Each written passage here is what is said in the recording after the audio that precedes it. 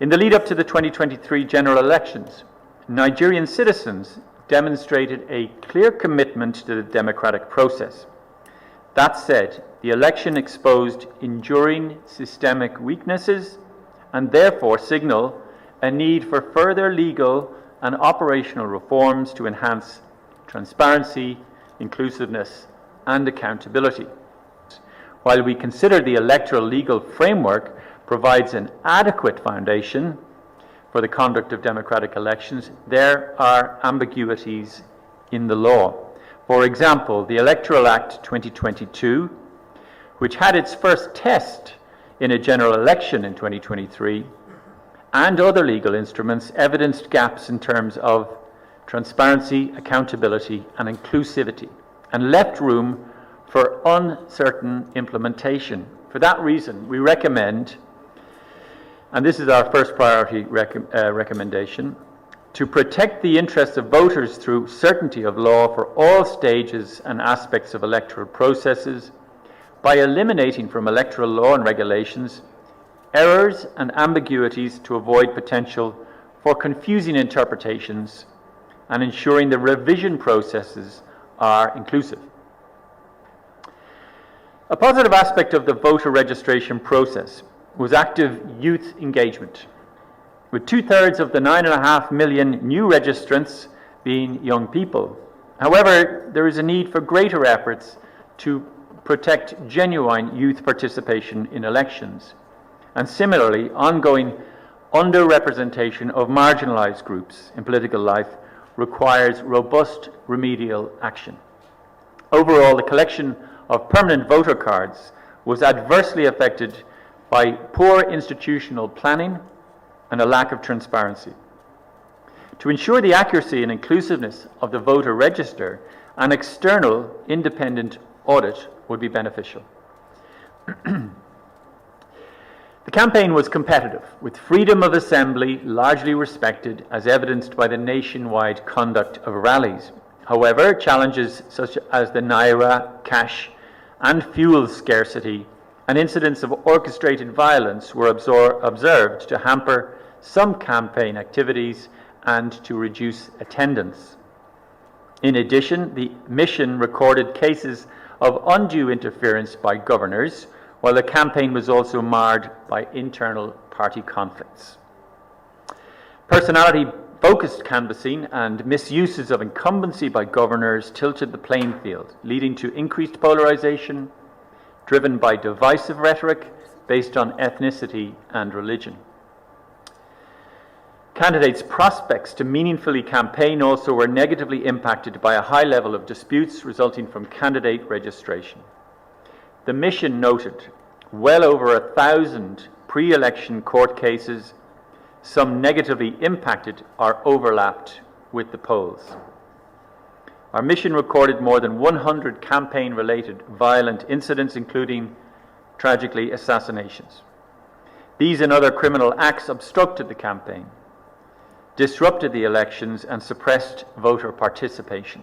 Weaknesses in the legal framework for these electoral offences and others, such as misuse of state resources, intimidation, and vote buying, contributed to inadequate enforcement. Key state institutions, including INEC, but also political parties, failed to tackle these problems.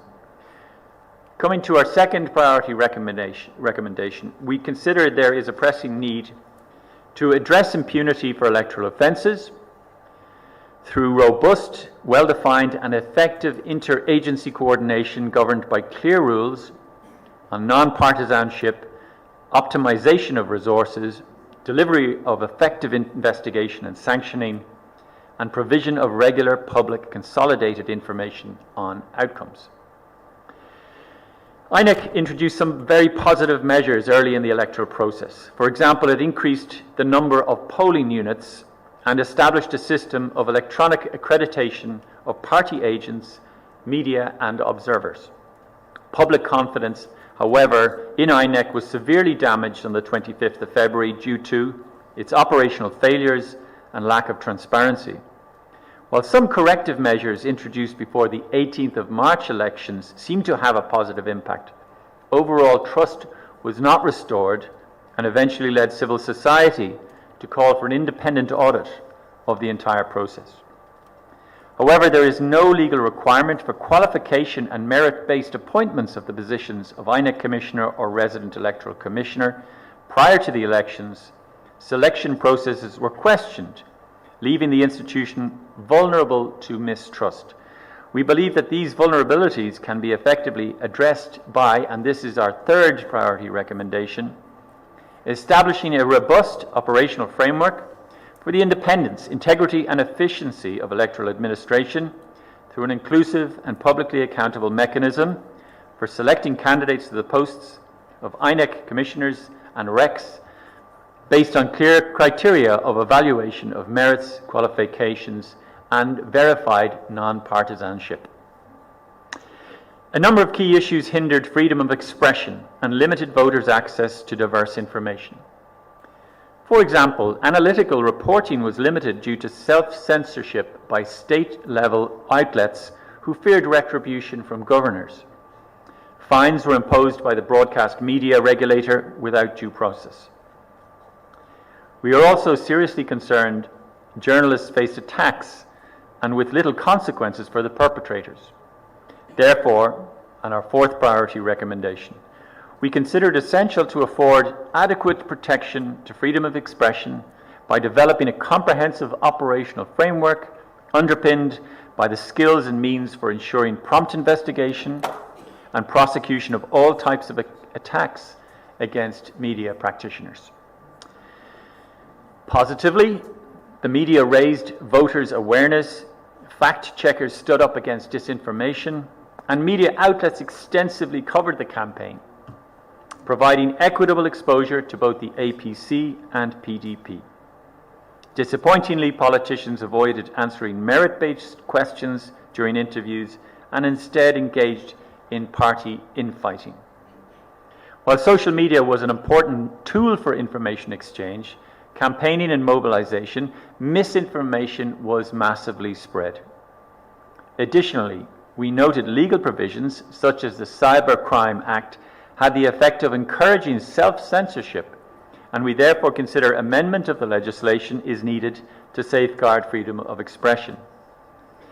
Detailed operational frameworks to strengthen inclusion are needed. For example, we found that persons with disabilities could not always access polling units and assistive devices were rarely available. Data on registration and voting by internally displaced persons was not published. Women's political participation in Nigeria is not in line with the country's international commitments and provision of equality. The number of women participating in the process evidences a worrisome trend of decline since 2007. Only one woman contested among 18 presidential candidates, and there were no nominated female running mates. So while the 25th February elections were held on schedule, a lack of transparency and operational failures reduced trust in the process and challenged the right to vote.